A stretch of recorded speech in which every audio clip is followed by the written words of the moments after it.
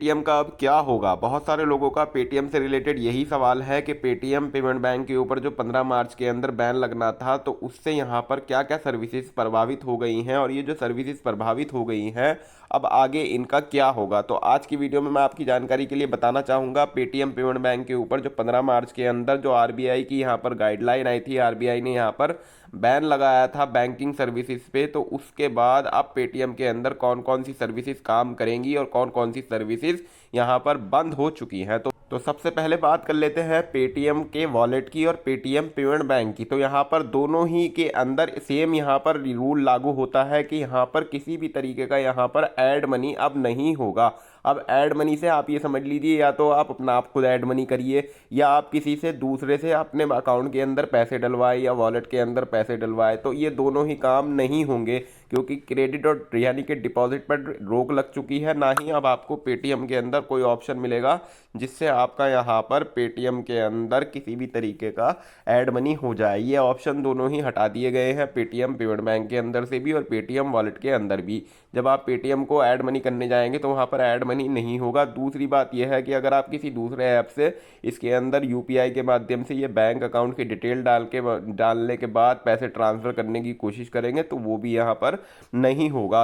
और तीसरी चीज़ ये है कि पेटीएम के अंदर फास्टैग के यहाँ पर स्क्रीन पर ही आप देख सकते हैं, क्लोज आप कर देंगे तो यहाँ पर आपके पेटीएम का फास्टैग आपको यहाँ से अपनी गाड़ी पे से हटाना होगा और दूसरी कंपनी का फास्टैग आपको यहाँ पर इशू कराना होगा दूसरे बैंक के साथ।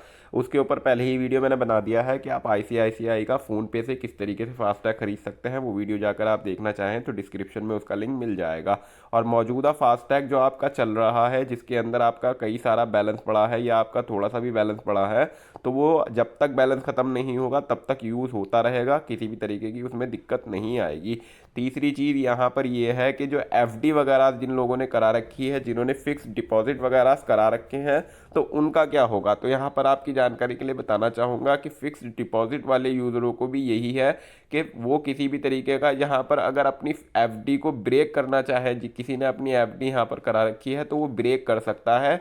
वो अगर यहाँ पर एफडी को तोड़ेगा तो एफडी जो तोड़ेगा तो वो एफडी की अमाउंट जो भी उसकी पड़ी होगी वो उसके सेविंग अकाउंट में क्रेडिट कर दी जाएगी हाथों हाथ ही।